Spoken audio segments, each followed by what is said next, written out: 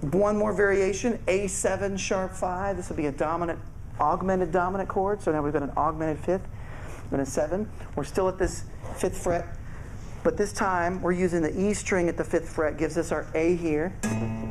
Notice the X is now on the A string on that diagram. Everybody see that? We're on the middle one on the right.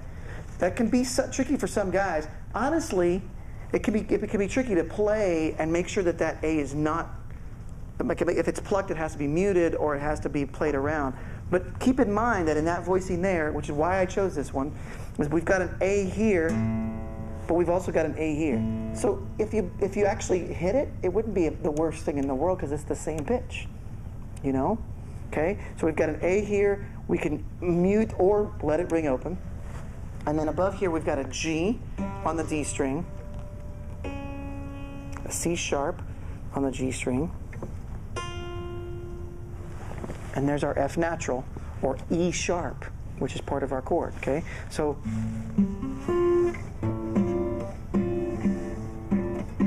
don't know if you guys can hear that. I hope you can. So, getting to that A7 sharp 5, it's an A7 chord, which we all already know is A, C sharp, E, and G, because you guys have been studying all this, right? But we want to sharp the 5 out of that. So that's technically going to be an E sharp. Parentheses F. Don't tell my theory professor. Okay? That's the notes we're wanting. We take a dominant 7 and we sharp the 5. Why? Yes, good question. You're just going for chocolate now. I don't think it's an actual question, but I will allow it because we've been... I just have a curious question. Why wouldn't you just play the A that's already open? Is there a You reason? totally could.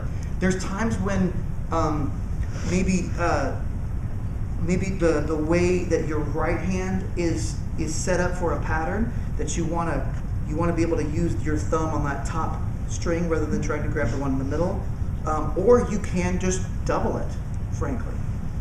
Like if I have any kind of A chord and my hand is close in this area where my thumb could potentially grab this A, it just gives me more fullness if I want a fuller sound. So I was kind of pointing that out as an option. Alternatively, though, most of the time, if I want the other that much, here's the other side of that is if I take this shape, and I do remember this shape as an A7 sharp 5, I could take this exact shape and go up a half step, and now it's a B flat 7 sharp 5 as long as I'm still muting this A string. So if I take this shape here. If I don't hit this A on the A string, I can keep doing the same shape. Okay. So if I learn that shape, then I know that I'm making, even if I strum it, I've got to make sure that I'm muting the one in between. Excuse me.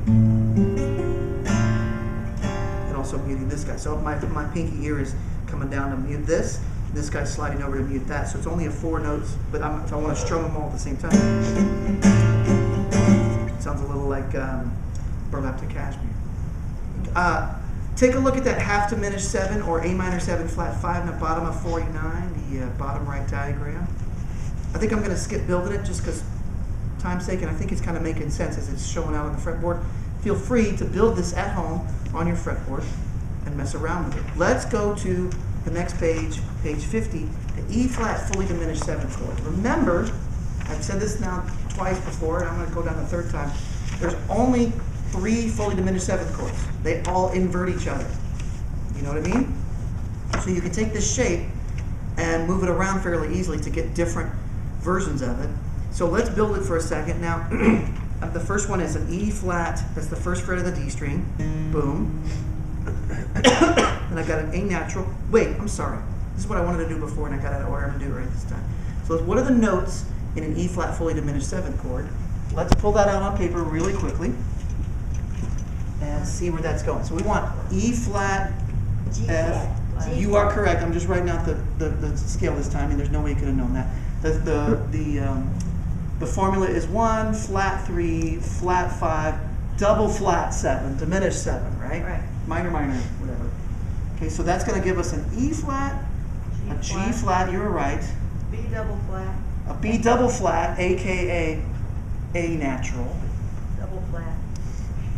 and a D that's been flatted twice, okay, which is really a C natural. B flat flat too. I'm sorry, yes, B double flat.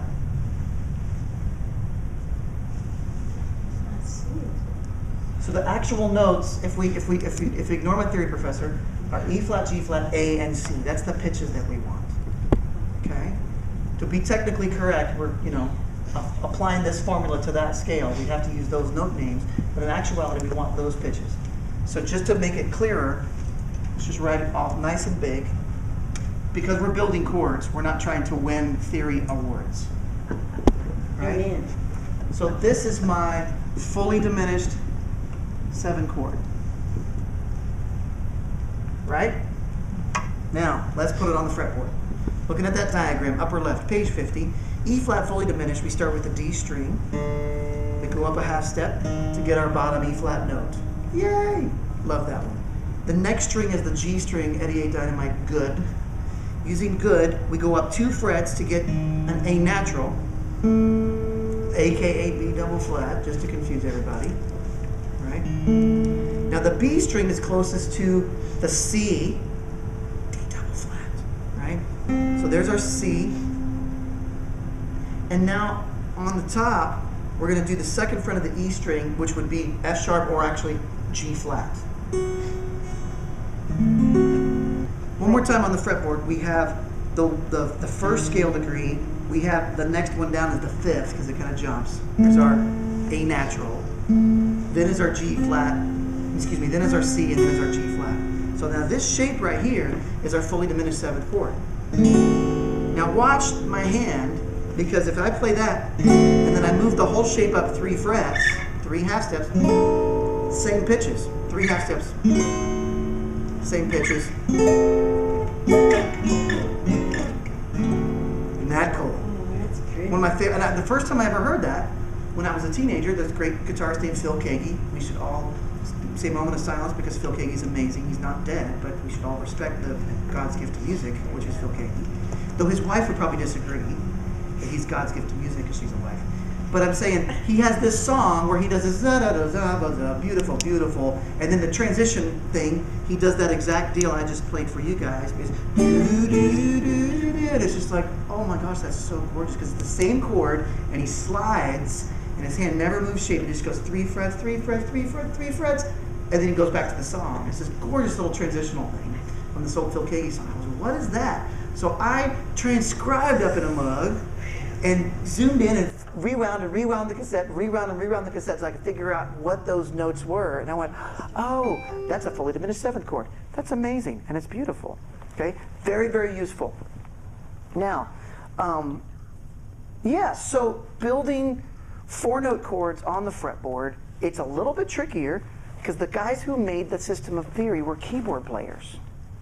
It started over there at the keyboard, and then these guitar players came along and said, well, for us to make these combinations of notes that seem to be more musically useful, let's come up with this particular system of tuning, let's arrive at these 6 strings, and make these particular semi-easy hand shapes to make those combinations. But rather than just being stuck with the patterns and shapes that you could memorize, hopefully this gets you started down the path of actually creating music and starting to speak musically. Okay? We're getting towards that point. I hope this unwrapping of the fretboard helps a little bit of what's going on under the scenes. And that's it. We're going to hit off Module 16 here in a moment.